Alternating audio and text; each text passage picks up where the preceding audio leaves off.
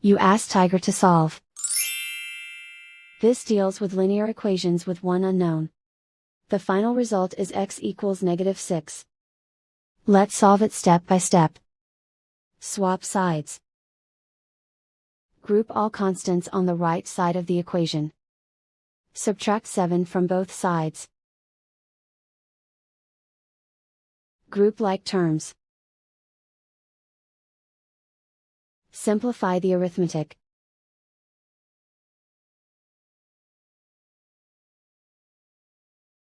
Isolate the x. Divide both sides by 3. Simplify the fraction.